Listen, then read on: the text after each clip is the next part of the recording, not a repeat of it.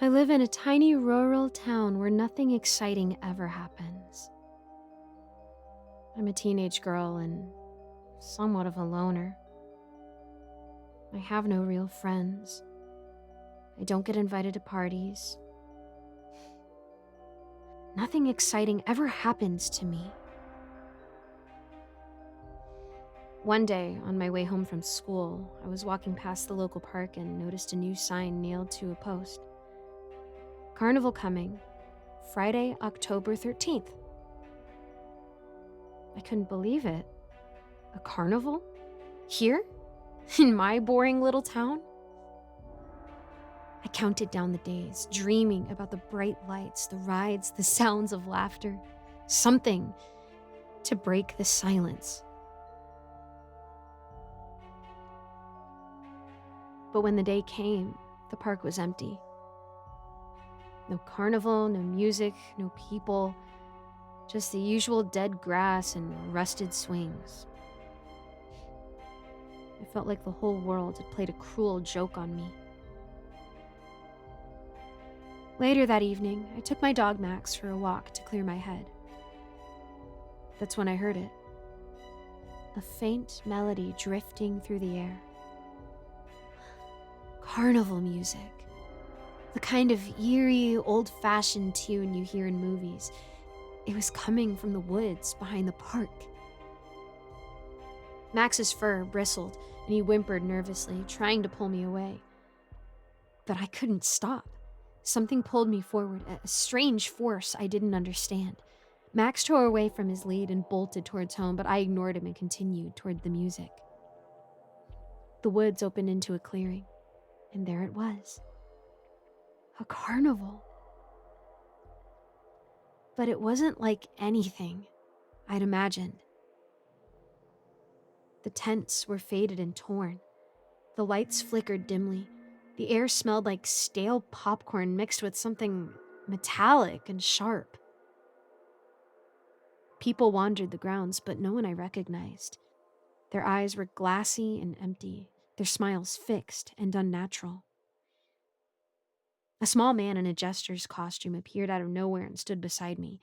His face was painted white, but his grin stretched too far, too wide. It seemed etched into his skin. "Welcome, welcome," he whispered, voice soft but chilling. "Come see your fate." He led me into a tiny tent. Outside, it looked cramped, no bigger than a doghouse. Inside, it stretched endlessly into darkness, lit only by a few dim candles casting an eerie glow. The air was cold and heavy. The jester motioned to a chair, the size of a child's toy. It was ridiculously small, too small, but when I sat down, to my surprise, I fit perfectly, as if it had been made just for me. He shuffled a deck of worn cards and laid 3 face down on a small table. "Turn them," he said, voice low and mocking. The first card showed the back of a girl inside a tent, staring at a sinister little man, the jester himself. My blood ran cold. The girl in the picture was dressed exactly like me, with the same hair color and style. She looked like me. The second card was the same image, except a large figure lurked behind the jester. Huge, with glowing red eyes and something sharp in its hand. I didn't want to turn over the third card, but when I looked up to the jester, a strange feeling came over me. I looked down again, and to my shock, the third card was already flipped. I didn't remember turning it over. It showed a gruesome scene. The girl lay lifeless on the ground, a massive wound in her chest, a pool of blood surrounding her. I looked closer at her face. It was mine. Panic hit me. I tried to stand, but the chair gripped me, claws digging into my skin. I struggled, twisting and pulling, but I was stuck. The jester's grin widened as he leaned in close. No escape. A large figure stepped out from the shadows, the same one from the cards. The candlelight glinted off the machete in its hand. With a sudden surge, I yanked free and stumbled to my feet. The tent wall seemed to close in, shadows reaching for me. The machete swung, slicing the air inches from my face. The candles blew out. Darkness swallowed everything. I ran, blind, crashing into the tent wall. I felt along the fabric, but there was no seam, no gap. The tent seemed fused to the earth. I slid to the ground, sobbing, until I heard footsteps. Heavy, getting closer. Little bells jingled. I jumped up and ran again. My strength drained, but then I saw a faint flicker of light ahead. Footsteps closed in behind me. Something swung past my head. I dove toward the light and tumbled through a gap in the tent wall, face first into the dirt.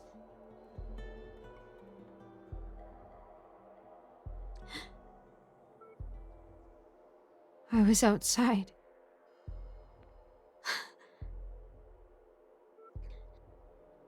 I didn't stop running until I was home, until I was safe. I told my parents what had happened. They looked worried and agreed to come back with me.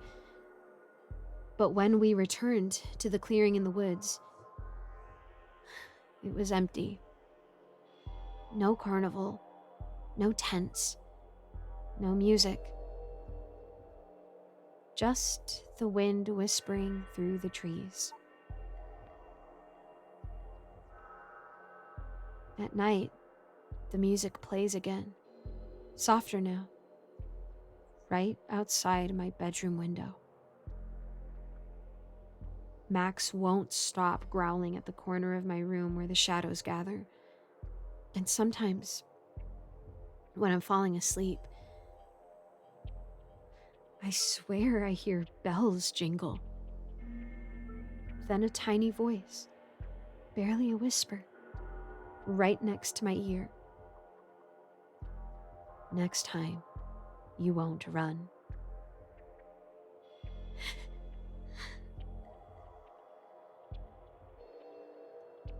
If you ever see a sign for a carnival that never comes, don't follow the music. Some shows aren't meant to be attended, and some doors, once opened, never truly close.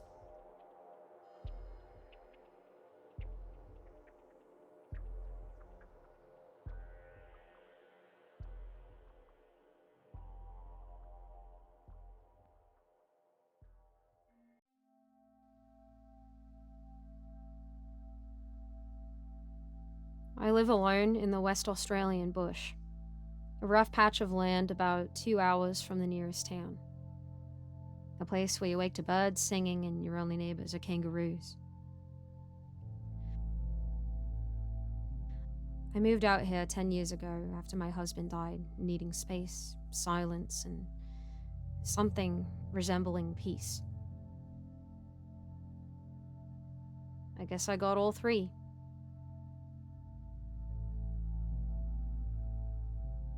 At first, it was just the birds. Magpies and kookaburras mostly. They'd gather around my veranda in the late afternoon, perching on the old wooden railing. I started tossing out scraps. Bread crusts, leftover rice, whatever I had. They'd wobble and sing as they ate. They were grateful. It felt nice. I had company again. Then came the kangaroos. A big grey male showed up first, bold and calm. I named him Warren. His mob followed a week later. Mothers with joeys, smaller males, all of them cautious at first, but always watching, waiting. I left chopped carrots and old apples on the edge of the clearing, and they'd come closer each day. Before long, they were on my property like clockwork. Every evening at dusk. Then the others came. Wallabies, emus, birds I couldn't name, bats in the trees, and something else. Always just beyond the tree line. I never saw it, not clearly. But I catch glints of it, low to the ground. And the sense that something much larger was there. Not watching. Waiting.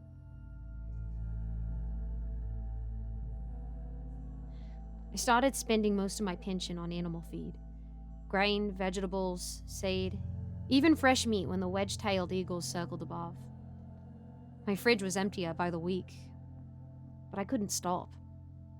They were depending on me, and I couldn't bear the thought of the clearing being empty again. I didn't feel lonely anymore, you see. They'd gather right before sunset, quiet, still, like they were attending a sermon. They didn't make a sound unless I was late. Then the birds would shriek and circle. The roos would thump their tails. One time, Warren pawed at the door. I laughed at first and called him cheeky. But the next evening, I made sure I was on time. Last month, the bill stacked up. I had to choose between feeding them and keeping the lights on. I chose them. Last week, I ran out of feed completely.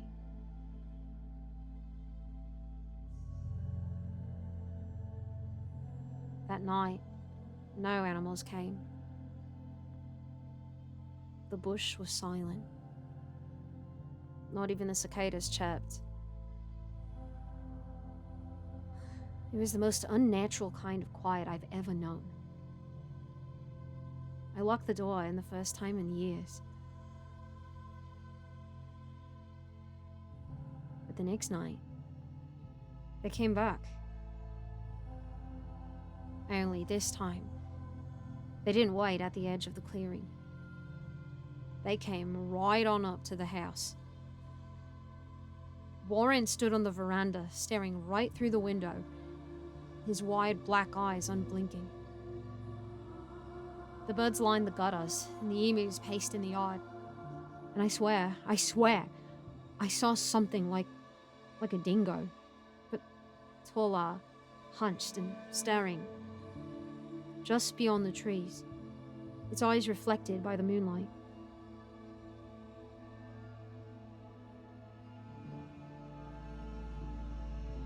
I stayed inside and didn't sleep.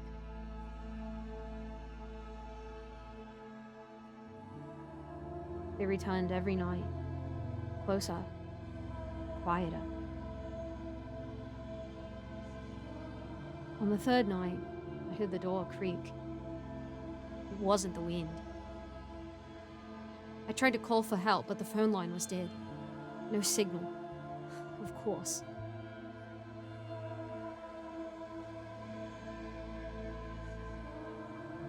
Tonight is the 6th night. I'm writing this on the floor, hiding behind the couch. I haven't eaten in 2 days. They don't leave anymore. They just watch. I can hear claws scraping the walls, wings beating softly against the glass, heavy breaths near the door.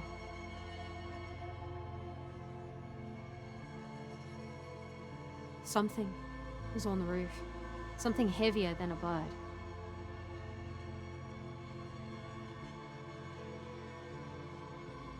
They want what I can't give them, what I won't give them. They want me.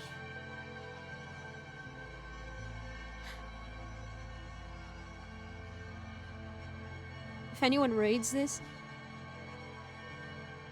please don't feed them. Not every hunger is meant to be filled.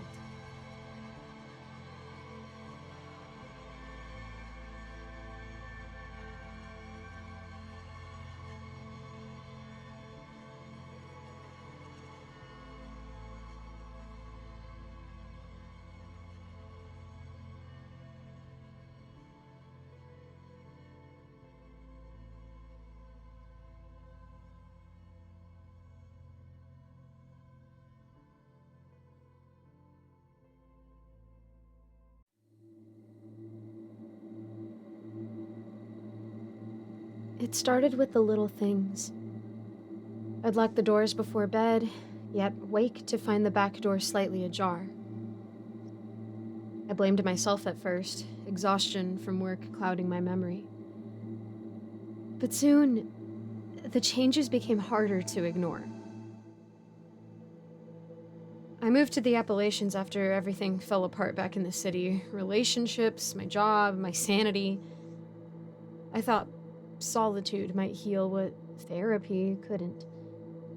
The old cabin, isolated in a dense forest miles from the nearest town, was perfect. Rustic charm mingled with practicality. No distractions, no complications. Or at least that's how it seemed in the bright sunlight of moving day. For weeks, the isolation felt therapeutic. I chopped firewood, hiked trails, and began a journal to track my progress. Days were productive, but nights brought restlessness. Even then, I dismissed it as residual stress, expecting it to fade over time. And then the small disturbances began. One morning, I found my coffee mug shattered neatly in the sink, arranged almost deliberately, as if someone took the time to position each shard carefully. Unease crept into my daily routine, but logic overruled suspicion. I was alone, miles from anyone. Who could be responsible if not me? Another day, my bookshelf appeared reorganized alphabetically by the author, something I'd never bothered to do myself. The precision disturbed me deeply. I double-checked the doors, the windows. Everything seemed secure, untouched. Sleep became elusive, slipping away just as I started drifting. Nights blurred into anxious vigils, my ears straining at every small sound in the dark cabin. Soon, even the comforting chorus of cicadas and distant owls felt sinister.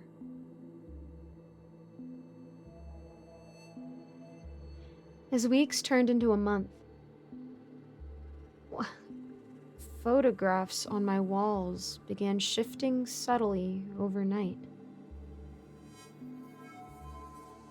Familiar, smiling faces of friends and family turned slightly away, eyes cast downward as if avoiding my gaze. The silence around me grew thicker, pressing against my chest. I stopped going into town altogether, afraid to see other faces, afraid to voice my concerns aloud. And then came the notes. One morning, bleary-eyed from another sleepless night, I stumbled into the kitchen to find a handwritten note on my table. The script was shaky, unfamiliar. "You forgot again," it read. My pulse raced. I searched the cabin frantically, under beds, inside closets, behind curtains. Nothing. I was alone. Always alone.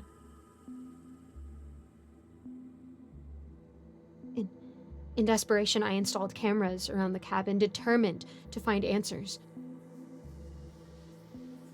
Yet reviewing the footage revealed nothing but hours of silence and empty rooms. Somehow, the anomalies continued, quietly mocking my futile attempts to catch the perpetrator.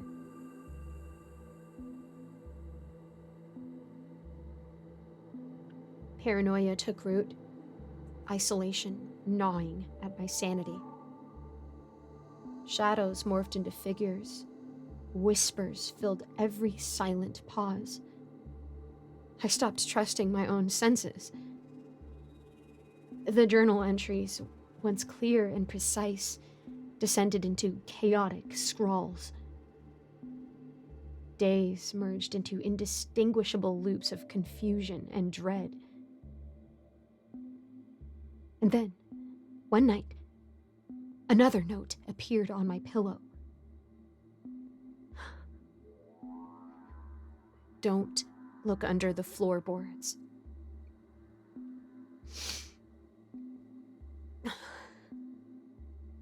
Of course I had to. My breath shallow and rapid, I pried up the old wood with trembling fingers. Dirt. Nothing more. Confusion swept over me. As I moved to replace the boards, a glint caught my eye. Paper, yellowed and brittle, tucked just beneath the dirt. Dozens of notes in my own handwriting emerged, each identical to the ones scattered around the house. The dates spanned months, even years, each bearing the same chilling message. You forgot again.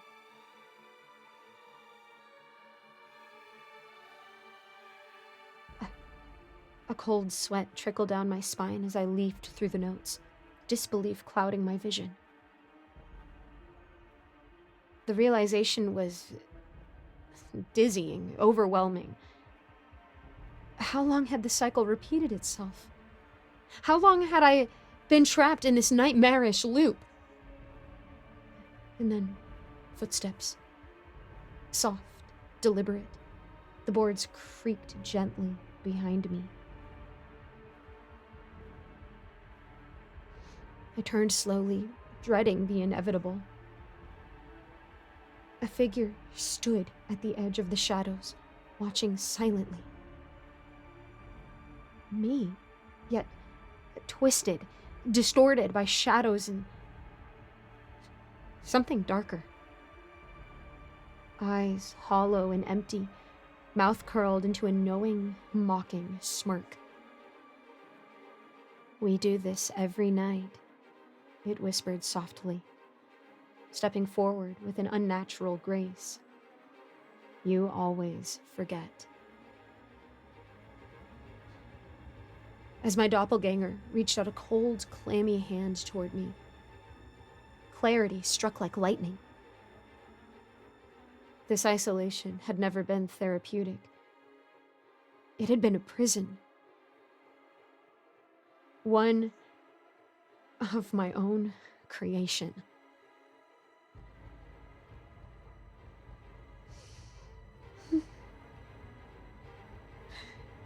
And tomorrow, I'd forget again.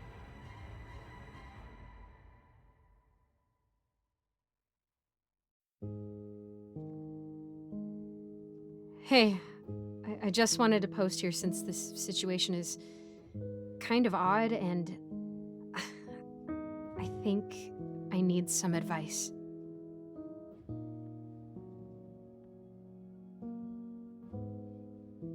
About 3.5 years ago, I started drawing what I would consider semi-professionally. About 3.5 years ago, I started drawing what I would consider semi-professionally. Just doing little commissions here and there, and mostly for family and friends during events and whatnot. All that to say, I'm not exactly the greatest artist of all time. In fact, I have very little traditional training like classes, and I just watched YouTube videos until I got to a point where I could pass as good as someone who can't draw, you know?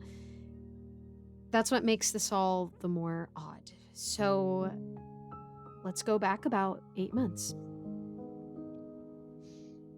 I just went to my sister's wedding, and she wanted me to do one of those live paintings, and I, of course, obliged. My family was super tight-knit, and we knew just about all 150 people there somehow. As I'm painting this thing, though, while the party is going on, a man walked up to me and commented on how well I can paint. I figured this guy was just being nice, and I turned to thank him. But as soon as I looked at him, I swear he was out of a movie. This guy had a chiseled jawline, blue eyes like sapphires, and almost a jokingly well-groomed mustache that had those little twists at the end. He also wore this amazing white suit, and his smile was blinding. But I know I'd never seen this man before in my life. I did thank him, and here's where he asks me to draw him something. He wanted a woman. He wanted a woman, specifically a beautiful girl, to be drawn for him, and that was it. A beautiful girl to be drawn. Apparently, it just needed to be a headshot, like a bust. I obliged and asked more, like what color hair, what kind of hair, what should the face look like, etc., etc. The guy said I shouldn't worry about the details and that it would come to me. I shrugged it off and accepted the work. Due to the nature of the party, a few more family members came up to me drunk, gushing about my painting. I talked with them for about a half hour, but when I turned to continue talking with the man, he was gone. And gone. I mean, he wasn't at the party, and nobody could even help me figure out who it was since no one else saw him. Let's fast forward a bit. Around a week later, I was thinking about it again, and I had the urge to do some work, so I sat down and wanted to draw this beautiful woman. I mean, the guy never gave me any information to contact him or payment, so this was more of an exercise, if anything, at this point. I remember the light spilling through my window from the mid-afternoon sun, and I swear when my pen hit the tablet, I can't remember anything else. Next thing I knew, it was late at night, almost 3 a.m, and I jumped back a bit at this realization. What in the world just happened? I looked at my tablet and there it was.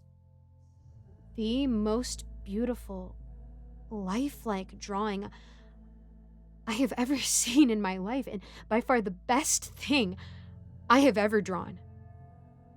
She had this light curly hair, a soft brown. Her eyes were just as blue as the man's at the party, and a slight Mediterranean tan that made them pop. She had thick lips and a smile that warmed my very spirit. I stared in awe for almost an hour until my drowsiness set in. I could feel myself slipping into sleep. And then she blinked. I laughed it off, knowing I was probably exhausted, and turned off the tablet. The next morning, the drawing was gone from my files, and there was $3,000 in my bank account from a deposit made last night after I fell asleep. I spent weeks trying to find out more information, but I was fruitless. The bank shrugged, since the deposit was apparently from another country, and no amount from online tech forums or even the guys at Best Buy could figure out why one file disappeared, other than I forgot to save it. But I knew I did. That was my best work, and I wouldn't have just closed it without saving, you know? After my useless attempts at getting information, I sat down at a cafe on their outside patio and tried to get some inspiration. As I'm sitting there, scrolling through my other work, the scent of a deep lavender hit my nostrils, and a woman walked by just on the other side of the short fence. It, it, it was her. I swear it was her from my drawing, and as I stood up slowly to watch her walk away, she turned back and saw me. Her eyes went wide, and she hurriedly dipped behind the corner, and I was left dumbfounded. I plopped back down into my chair with my mind racing. I knew better than to just chase someone down a busy street, and I also knew better than to think it was my drawing come to life.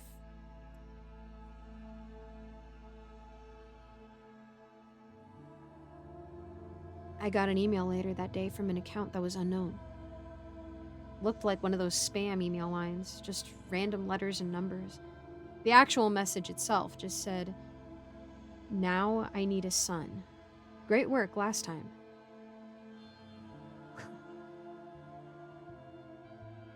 I knew who it was.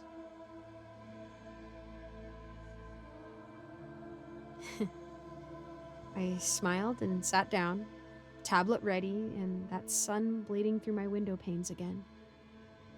I blinked, and it was 3 a.m. I wasn't surprised this time when there was a perfect little boy on my screen. Those eyes, dark skin, straight hair though. Dad's genes must have snuck in a win since everything else looked like the woman I drew. Cheekbones, jawline, the hair color were all her. I scrambled a bit after staring in awe and snapped a picture on my phone and my camera. And when I sat back down, I felt that same exhausted feeling. I went to bed and all the photos were gone. The file was gone, and there were $3,000 added to my bank account. I come back to the cafe every day, waiting to see if they'll come by again, but so far nothing. I was hoping someone might know somewhere since I've only hit dead ends myself. And I just got another email asking for a daughter.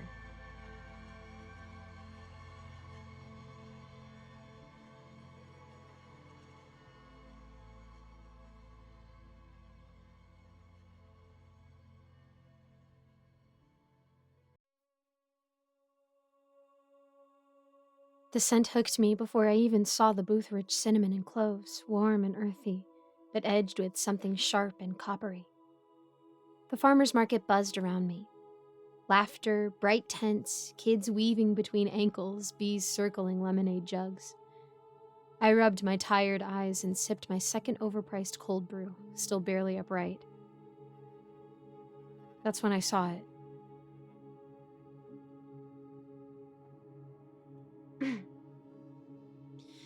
Tucked between two booths stood a crooked wooden table.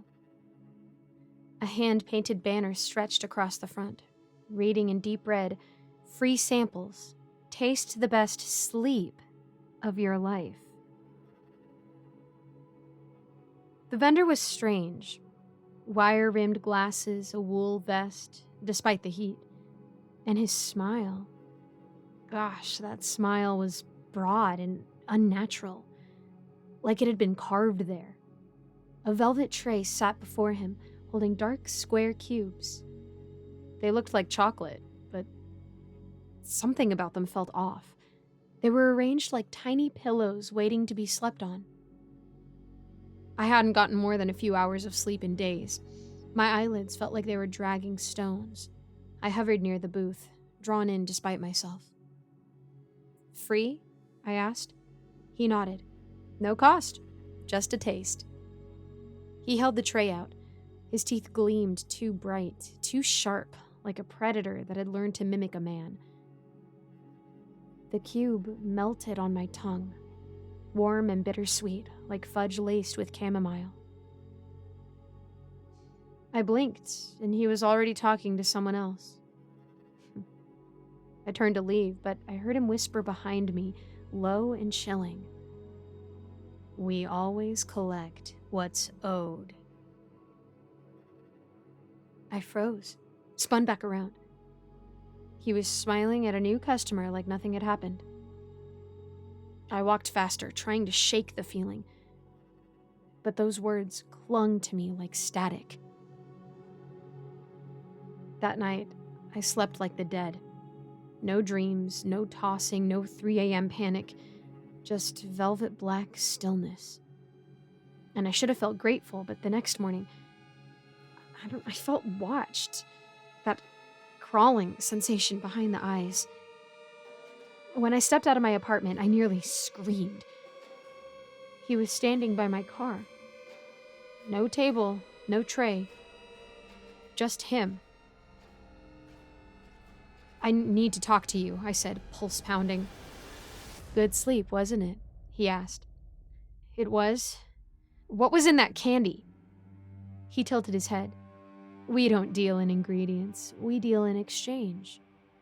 "Exchange?" I asked, stomach flipping. "You've already tasted. Now it's time to give what's owed." Before I could scream, his hands clamped onto my temples. They smelled like rot and mold. It didn't hurt at first, but then my skull burned. Warmth oozed from my ears, slow and sticky, like my memories were leaking out. My head throbbed, my knees gave out. And then came the emptiness. I couldn't remember my grandmother's funeral. And then her voice. And then her name. "What are you doing to me?" I sobbed, stumbling back. Nobody noticed. People passed like I wasn't even there. The world around me dulled, muffled, colorless, drained. "Just a piece," he said. "The first night is free, but it always costs something." "Please," I whispered. "Give them back." He smiled. "Sleep is sacred. We don't do refunds. But I'll be back. One more night, and the rest is mine." I didn't go home. I drove for hours with the windows down and music blaring. I watched the sunrise from a gas station parking lot, chugging energy drinks until I felt sick. The next day, I found this spiritual shop on the edge of town. An old woman read my palm until she flinched and yanked her hand away. "You're hollowing," she said. "Something's feeding on you." "I just need to stay awake," I told her.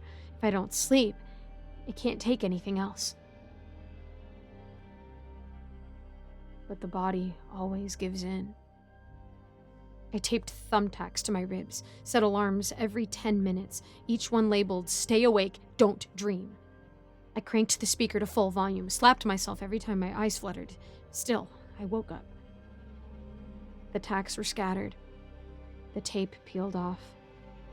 My speaker was silent. My phone dead. And my mind.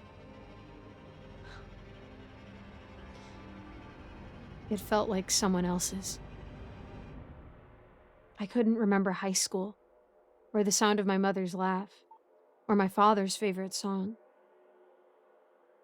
My name slipped away when I tried to say it. Another velvet cube was waiting on my nightstand. I didn't sleep for 3 more days. I drank caffeine until my hands trembled, screamed at mirrors, begged anything out there to spare what was left of me. Eventually, I collapsed. When my eyes opened, I wasn't me anymore. I didn't cry. I didn't shake. I didn't run. I stood still. I didn't answer calls. Didn't show up to work. My landlord eventually filed a report. The apartment was just as I'd left it. Quiet, calm, and watched over by a velvet tray on the nightstand. One final cube, untouched. But I didn't eat it. I didn't need to. Sometimes, I wonder how I even remember any of this. Pieces come and go like faces in fog. I try to hold on to them, but they slip through, I try to hold on to them, but they slip through. Just impressions now. I think I wrote this down to remember, or maybe to warn myself. Or maybe it's not me writing anymore. Just whatever's left. The farmer's market reopened that weekend. The crooked table returned, this time nestled between a popcorn stand and a flower cart. The banner fluttered in the breeze. Free samples. Taste the best sleep of your life. The vendor wore a wool vest despite the heat. My smile was wide and practiced. A tired teenager wandered by, earbuds in, rubbing his eyes. He paused at the cubes. I offered the tray. "Go on," I said. "It's free."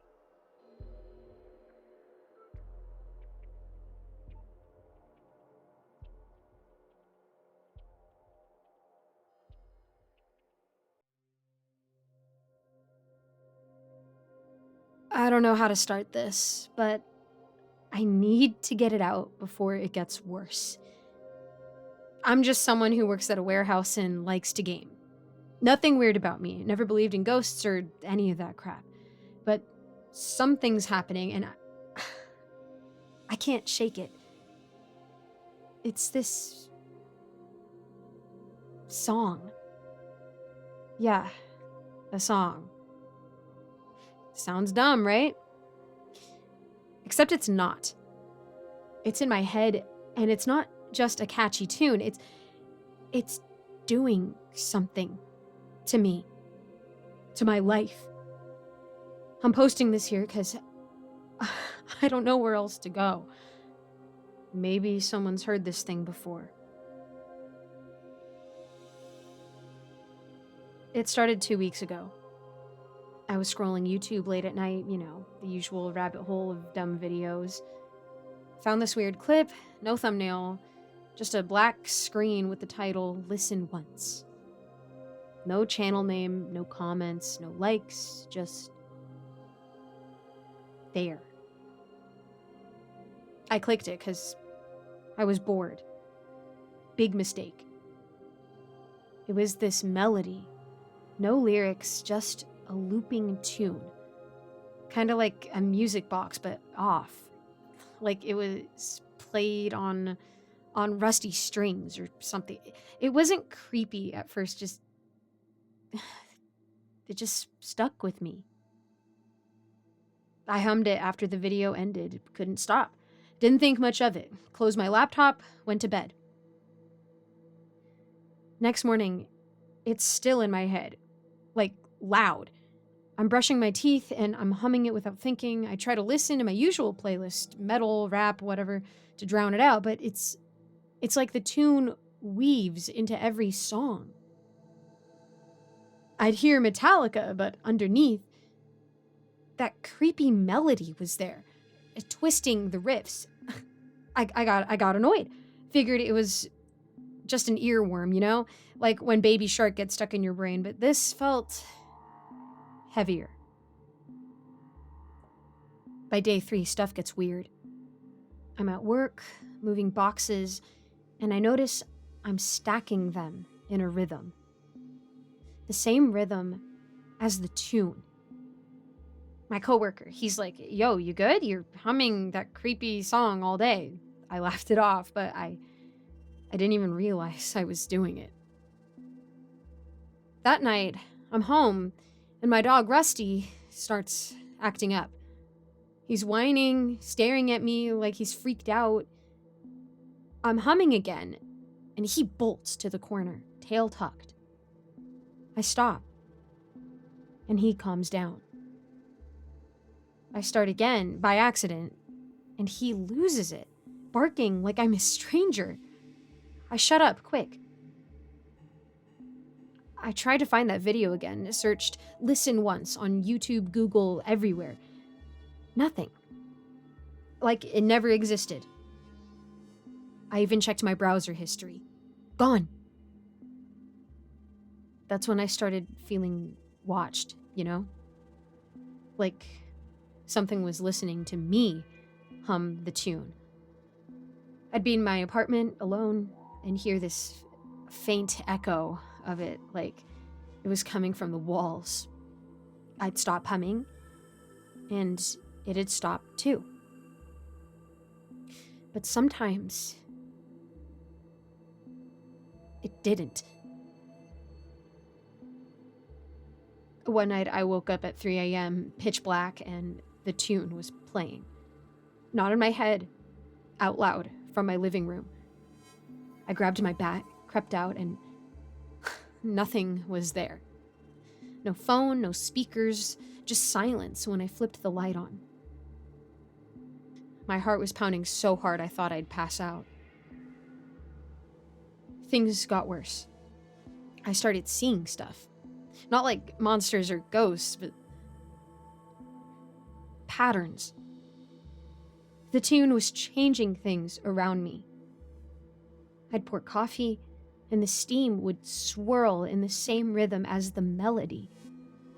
The clock in my kitchen, digital, mind you, started ticking in time with it.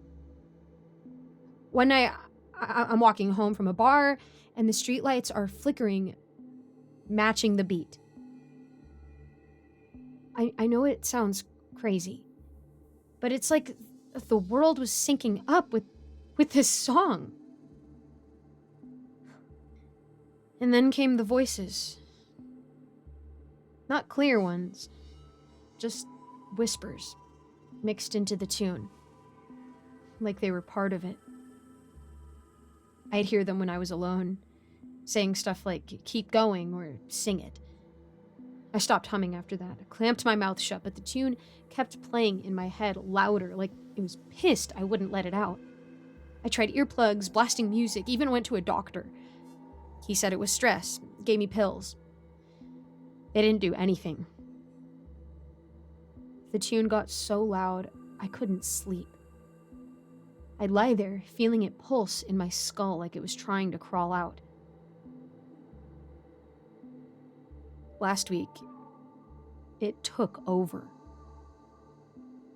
I was at the warehouse and I blacked out. Not like fainting, but like I wasn't me. My colleague said I was stacking boxes, humming that tune, but my eyes were wrong. He said they were blank, like I was sleepwalking. I don't remember any of it. When I woke up, I was standing in the break room holding a box cutter, and Mike was yelling at me to snap out of it. There were scratches on my arms, deep ones, in a pattern that matched the tune's rhythm. I didn't do that. I swear I didn't. I stopped going to work after that. Locked myself in my apartment, unplugged everything, even taped over my laptop's webcam. But the tune is still here. Last night I saw something in the mirror. Not my reflection. Well, it was, but it wasn't me. My face was smiling, humming the tune, while I stood there, frozen, not making a sound. The reflection's mouth moved, and I heard the melody come from it, clear as day. I smashed the mirror, cut my hand bad, but the blood on the floor, it pooled in shapes like music notes. I don't know what this thing is. It's not just a song. It's alive, and it's using me. I can feel it digging deeper, like it's rewriting who I am. I'm scared to sleep, scared to leave my place, scared to even think too loud. If I hum it again, I don't know what'll happen. Maybe it'll take me completely. Maybe I'll end up like that reflection, just a puppet for a tune. If anyone's heard this song or seen that video, please tell me. I need to know how to stop it. I'm posting this now because I don't know how much longer I can fight it. The tune's playing as I publish this louder than ever, and my fingers are moving to its rhythm. I don't want to sing. I don't want to let it out. But it's so hard to stop.